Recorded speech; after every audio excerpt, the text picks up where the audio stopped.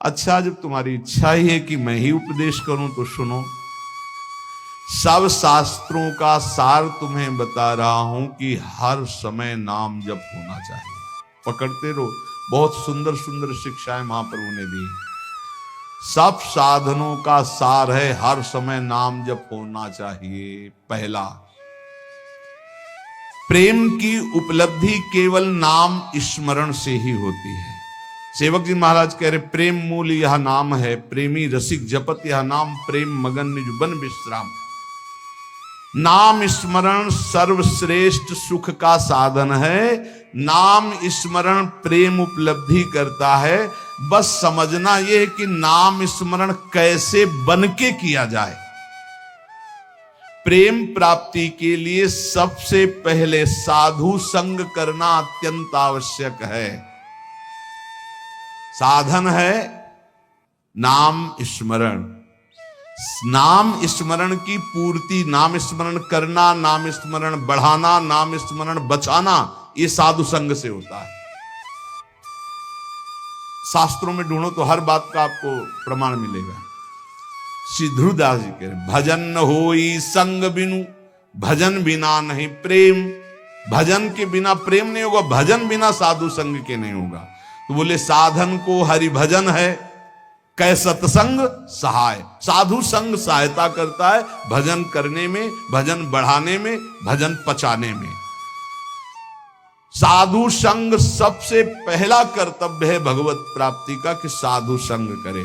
साधु संग से नाम कीर्तन, सत्संग, भगवत लीलाओं का कथन श्रवण, नाम जप, ये साधन प्राप्त होने लगते हैं। जंतुर, कलावा, भस्म, राख, एक को बात नहीं कही नहीं।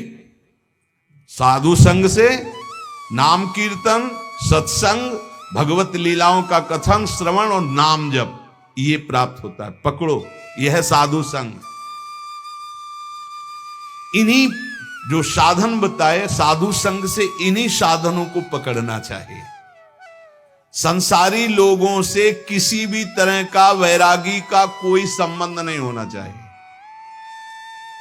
हमें लगता है आज जो अभी चर्चा शुरू हो रही है, ये वैराग्य बहुत आगे अच्छे उपदेश हैं, ये पकड़ लेना चाहिए, महाप्रभु के उपदेश हैं। विरक्त को चाहिए कि अगर वो एकांत में बैठ करके सोचे कि मेरा कौन, तो पूरा घूमने पर मन को कोई अपना नहीं मिलना चाहिए। गुरु कृपा से आज तक ऐसा ही है, सब श्री जी के हैं, अपना कोई नहीं।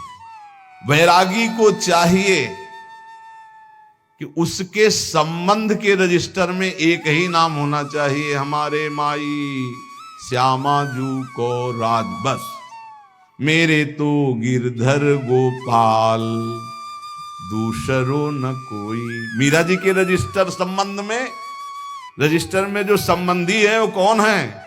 बोले मेरे तो गिरधर गोपाल दूसरो न कोई।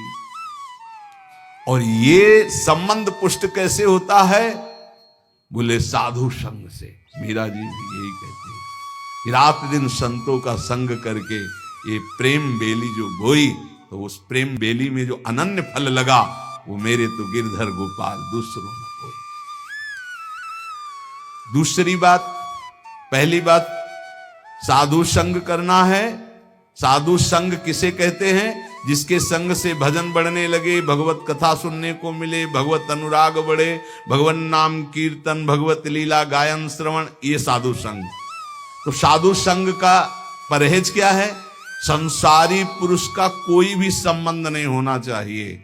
अगर तुम्हारे हृदय को ऐसे राउंड लगाकर जांच करना हो तुम्हें, तो देखो तो एक ही जगह निकले कि हमारे माई श्यामाजू को राज। श्यामाजू के सिवा, जैसे महाप्रभु हरिवंश चंद्र जी कह रहे, मेरे प्राणनाथ श्री श्यामा शपथ करो तृण छिए, कसम खा के कहता हूं श्यामाजू के सिवा हमारा कोई नहीं है। ये बात हुई। अब दूसरी बात है, संसारी लोगों से किसी भी तरह से बात करने का अवसर ना देना। प्रपंच की बातें नहीं। बोधियंता परस्परम का आदेश है भगवान का, मेरी चर्चा करो परस्पर बैठकर। और जहां प्रभु की चर्चा से संसार की तरफ जाने लगे, उठो चल दो। दूसरी आगे की बात, किसी भी वैष्णव को ये नियम पक्का ले लेना चाहिए कि ना किसी की निंदा करेंगे, ना किसी की निंदा सुनेंगे। दिमाग में लिख लो चाहे रजिस्टर में, बहुत जरूरी है, नहीं तो भजन छीन हो जाएगा। महाप्रभु कह रहे हैं ना किसी की निंदा करेंगे, ना किसी की निंदा सुनेंगे, ये नियम ले लो। बड़े बड़े ऋषियों ने इस बात के लिए सावधान किया है कि दूसरे की निंदा नहीं करनी, दूसरे की निंदा नहीं सुननी। इन बातों का सदा ध्यान रखते हुए बचना कि कभी किसी की निंदा मत कर देना। दूसरों के गुण दोषों का कथन करने वाला उपासक बहुत बुरी तरह भ्रष्ट हो जाता है। यदि कुछ कहना है तो कृष्ण चर्चा करो, भगवत चर्चा करो, कभी किसी की चर्चा मत करो, प्रभु की चर्चा के सिवा, नहीं तो निंदा होने लगेगी, अपराध बन जाएगा। डरो तब सुख हरिवंश गुण नाम रसना रटत और बहुवचन अति दुखदानी। कोई कितना भी अवगुणी हो उसके अवगुणों की चर्चा मत करो। तुम्हें तो अपना हृदय निर्मल करना है। तेरे भावे जो करे भलो बुरो संसार, नारायण तू बैठ के अपनो भवन बुहार। देखो ध्यान से सुनना, चाहे कितना बड़ा कोई ज्ञानी हो, ध्यानी हो, जपी हो, पंडित हो, जहां उसने किसी की भी निंदा का वाक्य मुख से निकाला वहीं पतित हो जाएगा, गिर जाएगा, भ्रष्ट हो जाएगा।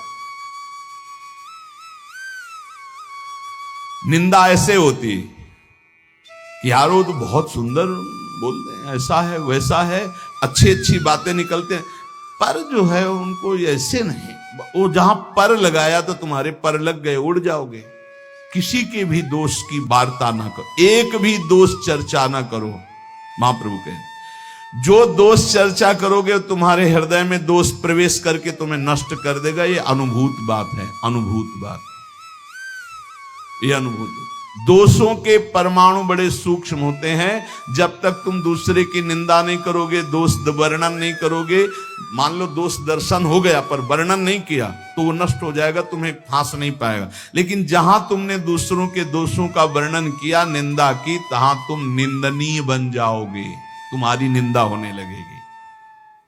ज्यों ज्यों तुम दूसरे की निंदा करोगे त्यों त्यों अच्छे परमाणु नष्ट होते जाएंगे, गंदे परमाणु बढ़ते जाएंगे। हृदय की पवित्रता, सरलता, सच्चिरता और ज्ञानार्जन, भजन, सद्वृत्ति सब नष्ट हो जाएगी और मोह का साम्राज्य हो जाएगा, अज्ञान का। डरो, बहुत खतरनाक खेल है। भक्तन की निंदा अति बुरी, भूल करो जिन कोय, कि सुकृत बहु जन्म के छिन में डारे खोए। इसलिए वैष्णव का परम धर्म है कि वो किसी की कभी भी निंदा ना करे और ना सुने। अदोषदर्शी वैष्णव होता है।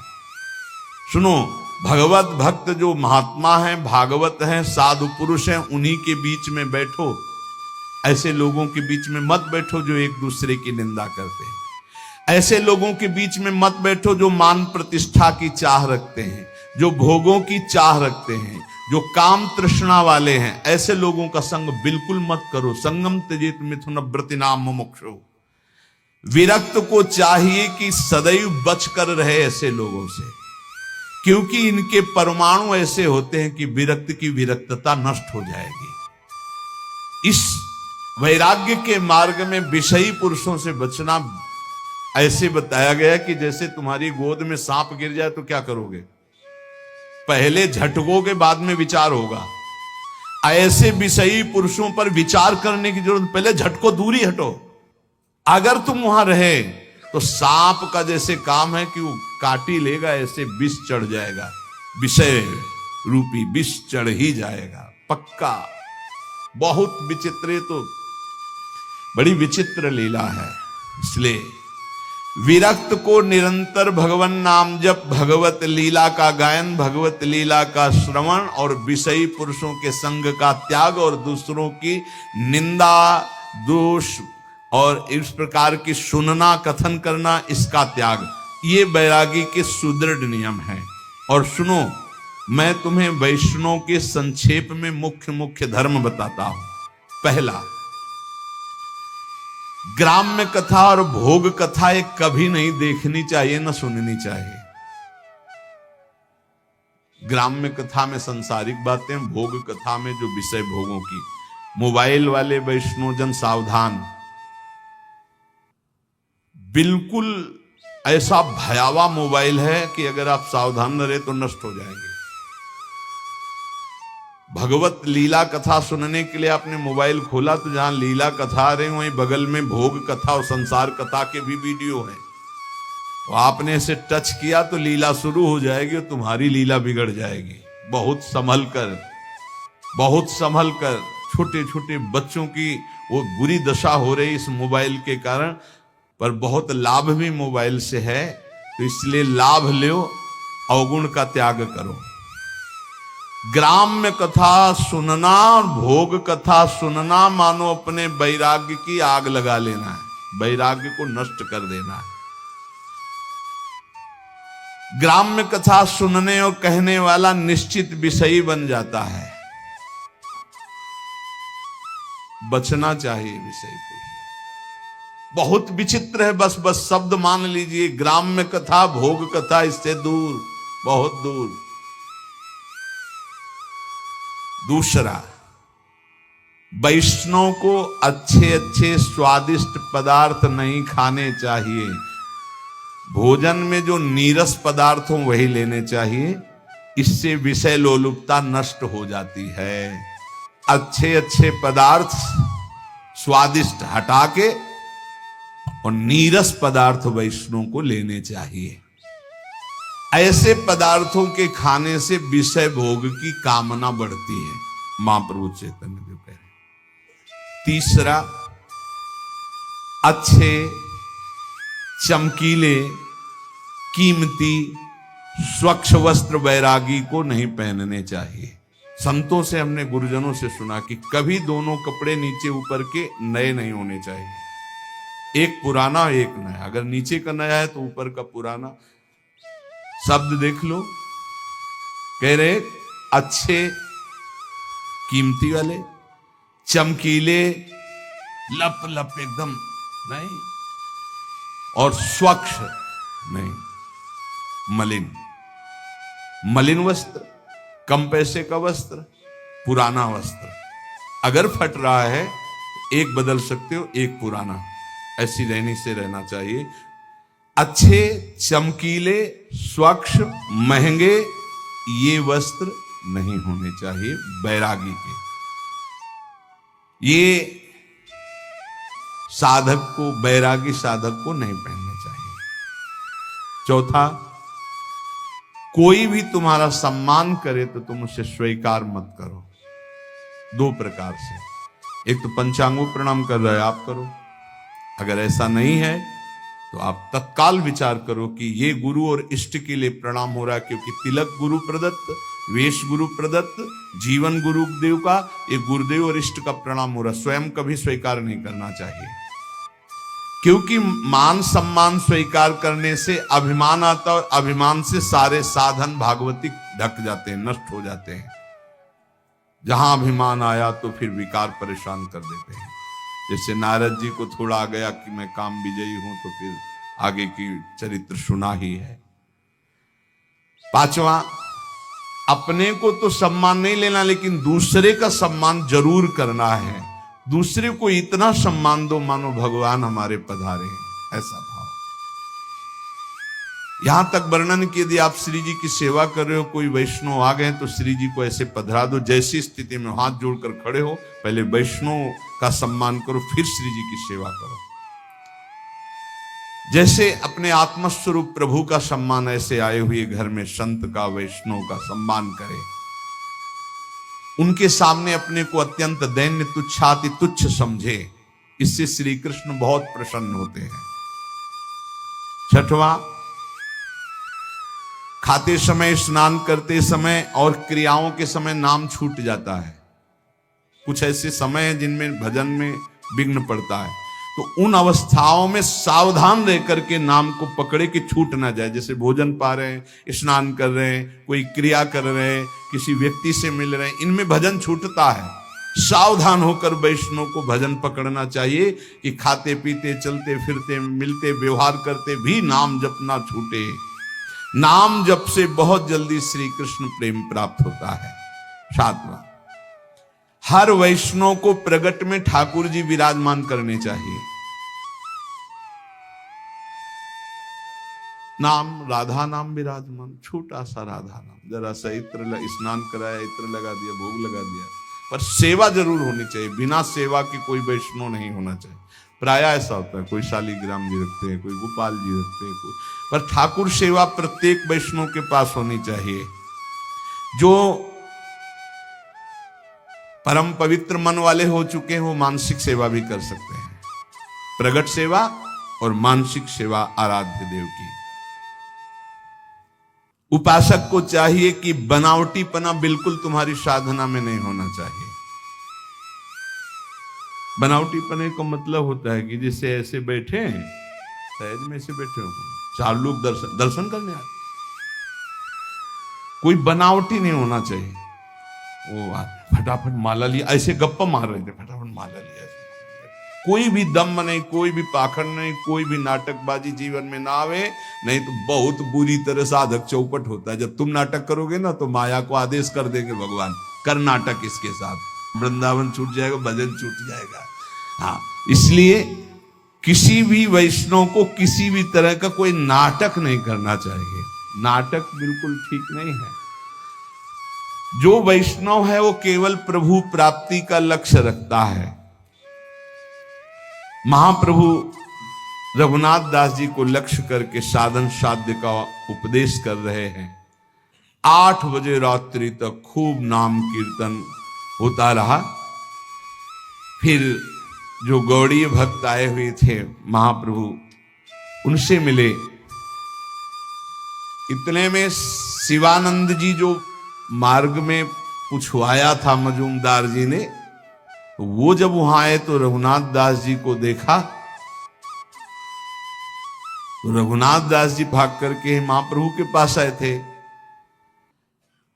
सेन महाशय से कहा कि वो तो यहाँ आए हुए हैं, तो बोले हमें तो रास्ते में पूछवाया था उनके पिता, तो एक बार अगर आदेश हो तो मैं वहां सूचना दे दूं, क्योंकि वो सब बहुत व्याकुल है।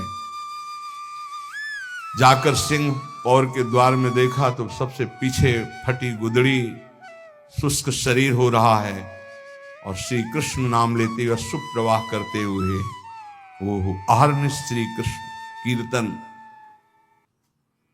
उन्होंने विचार किया कि इनसे क्या पूछना कि तुम्हारा सकुशल हो, इनका तो परम सकुशल है। सकुशल तभी माना जाता है जब भगवान का चिंतन होता है। जैसे आजकल लोग पूछते हैं कुशल मंगल, बोले हाँ सब कुशल मंगल, तो कुशल जानते किसे कहते हैं? तब लगी कुशल न जीव कहूं, सपने हूं मन विश्राम, जब लगी भजत न राम, कहूं शोक धाम तज काम। कुशल तभी माना जाएगा जब आपके मुख में नाम जब चल रहा है, नहीं तो कुशल मंगल नहीं। और मंगल, मंगल भवन मंगल हारी, उमा सहित जेहि जपत पुरारी। मंगल भवन भगवान का जो स्वयं उमा सहित भगवान शिव नाम जप करते हैं। यदि नाम जप नहीं हो रहा तो कुशल मंगल नहीं तुम्हारी। और बोले कुशल मंगल, बोले सब कुशल मंगल, पर पंच करते हुए कुशल मंगल, नाम जप करते हुए। सेवक ने तत्काल पत्र लिखा, शिवासेन ने पत्र भिजवाया जगन्नाथपुरी से कि आपका पुत्र निश्चिंत रहिए, महाप्रभु की कृपा से यहां विराजमान है, पर जो स्थिति है वो तुम सह नहीं पाओगे। रघुनाथ दास सिंह पौर द्वार पर खड़े होकर भिक्षान जो मिलता है उसी को पाते हैं, और किसी से कोई और सुख सुविधा नहीं लेते। जब उनके माता पिता के पास पत्र पहुंचा तो हाय हाय मच गया कि अरबों खरबों की संपत्ति और बेटा भीख मांग रहा है सिंह पौर द्वार पे। माता तो मूर्छित हो गई है सुन करके कि कैसे मेरा रघु जीता होगा। पिता ने अपने पुत्र के लिए तत्काल 4 रसोई, नौकर, सब 400 स्वर्ण मुद्राएं साथ में जाओ रोज रसोई बनेगी, अच्छे से अच्छे पदार्थ मेरे रघु को। अगर वो बैरागी बन के रहना चाहता है तो ऐसे रहे। हर माता पिता की ऐसी व्यवस्था। रसोईया जगन्नाथपुरी आया, 400 स्वर्ण मुद्राएं और कई रसोइये, कई नौकर। अब सुविधाजनक सुंदर भोजन बनाकर, और सेवक ने कहा कि 400 स्वर्ण मुद्राएं भी लाए हुए रघुनाथ दास जी से कहा आप सुखपूर्वक रहिए। रघुनाथ दास जी ने कहा एक भी मुद्रा नहीं। रघुनाथ दास जी ने सोचा जब रसोईया आया है तो ये सुंदर भोग बनाकर महाप्रभु की सेवा हो जाए। महाप्रभु से प्रार्थना की। महाप्रभु ने, उनके पिता परम वैष्णव हैं ये जानते हुए, थोड़ा प्रसाद स्वीकार किया। पर रघुनाथ दास जी प्रसाद वहीं पाते, सिंहपौर वाला जो मिलता, अपने पिता के द्वारा भेजी हुई सुविधा को नहीं। महाप्रभु की सेवा 8 दिन तक ये रसोईया बलाता। रघुनाथ दास जी ने फिर विचार किया कि महाप्रभु को ये सुख सुविधाएं पसंद नहीं। खुद उपदेश किया था, जब मैंने सब कुछ त्याग दिया है तो फिर मेरा कुछ है ही नहीं, तो मैं क्यों महाप्रभु की सेवा के लिए अपने पिता की संपत्ति का प्रयोग करूं। महाप्रभु तो हमारी प्रसन्नता के लिए स्वीकार करते हैं। 8वें दिन ही कहा रसोईया से अपने सभी उठाओ और वापस हो जाओ। अब वो तो बेचारे सेवक सब वापस कर दिया। आप विचार करो कैसा वैराग्यमय जीवन है। प्रभु ने कहा स्वरूप ठीक किया रघुनाथ ने। ध्यान रखना, ये विषयी लोगों का अन्न खाने से रजोगुण की वृद्धि होती है। उनके धन में ममता के परमाणु रहते हैं। महाप्रभु चैतन्य देव कह रहे हैं, घर वालों के धन में ममता के परमाणु रहते हैं। संसारी लोग कामना शून्य होकर तो अपने जामाता को भी नहीं खिलाते, औरों की तो बात क्या। मलिन बुद्धि वालों का अन्न खाने से कभी कृष्ण नाम जप नहीं होता, कृष्ण नाम कीर्तन नहीं होता, और श्री कृष्ण प्रसन्न नहीं होते। जहां तक हो सके इन विषयी पुरुषों के अन्न से बचना चाहिए। रघु ने ठीक किया। आज तक मैं जो जाता था केवल प्रेम संकोच के कारण जाता था। बड़ा अच्छा किया, बहुत सुंदर किया। रघुनाथ का त्याग और वैराग्य प्रशंसनीय है, महाप्रभु ने कहा।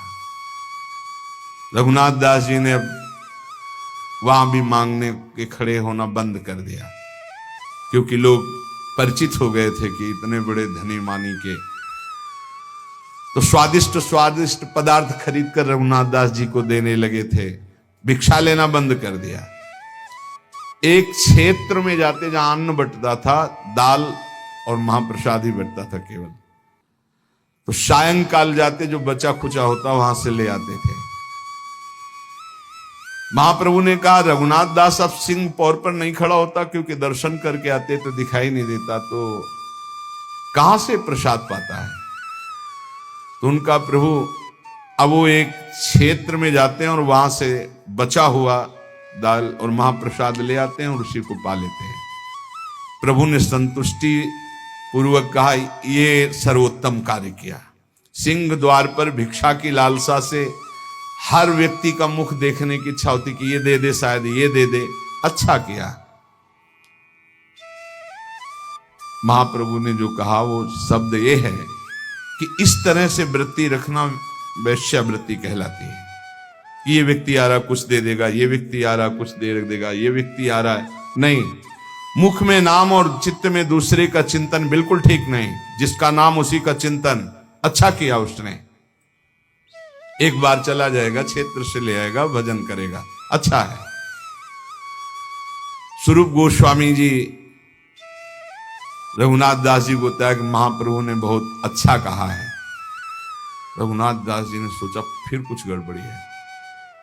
एक बार हम ये कह रहे थे कि जब गुरुजन प्रशंसा करें तो एकांत में बैठकर तुम रोना कि कोई तुमसे अपराध बन गया क्या कि तुम्हारे गुरुजन प्रशंसा कर रहे हैं। ये बात ध्यान रखना। बहुत प्रवीण थे रघुनाथ दास जी ने सोचा कुछ तो अभी त्रुटि रह गई। फिर रघुनाथ दास जी ने क्षेत्र जाना बंद कर दिया। अब रात में जो महाप्रसाद फेंक दिया जाता है जिसे गाय भी नहीं पाती थी, ऐसा उस महाप्रसाद को रात्रि में उठा के लाते जो ऐसे, फिर उसे जल में डाल करके जो सड़े सड़े चावल वो हटा देते, फिर ऐसे इतना नहीं, बस उतना पाते रात दिन। एक दिन महाप्रभु ने पूछा कि तुम्हारा रघु बहुत दुबला हो गया, तो बोले क्षेत्र से भी त्याग कर दिया भोजन लाना। अब वो महाप्रभु ने कहा इतना सुंदर अमृत अकेले अकेले पता है, अब निमंत्रण नहीं करेगा मेरे को, मुझे जाना पड़ेगा।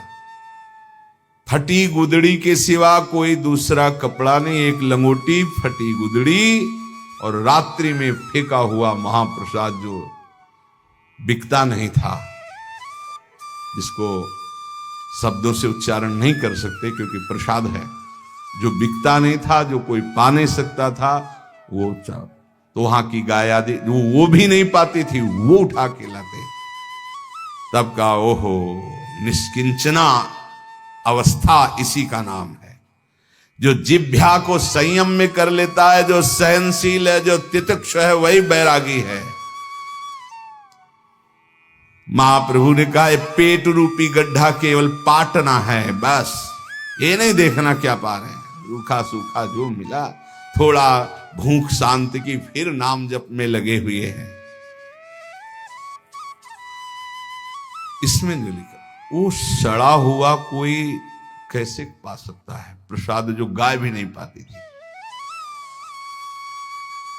महाप्रभु एक दिन गए रात्रि में, जब पता लगा लिया कै बजे पाते हैं,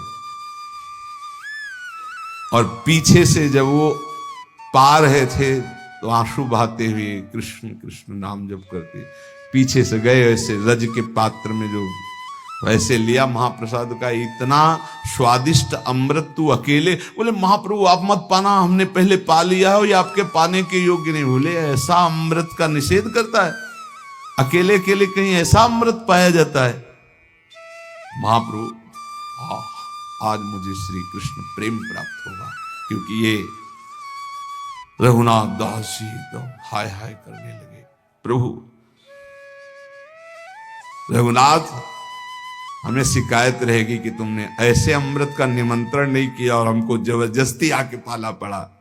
चरणों में गिर गए, कहा प्रभु ये आपके योग्य नहीं था, आपने ऐसा क्यों किया, आपने मुझे महापापी बना दिया, क्योंकि आपने उपा रहे थे रघुनाथ दास जी। प्रभु पाते हुए उल्लसित होकर के कहा रघुनाथ आज तुम पतित पावन हो गए, दूसरों को पावन करने वाले बन गए, और हृदय से लगा लिया। इतने में आवाज सुनकर सब परिकर आ गया, सबने देखा है महाप्रभु चैतन्य देव ने कहा सच्ची बताऊं रघुनाथ, आज तक इतने पदार्थ खाए वो स्वाद नहीं आया जो आज मुझे आया।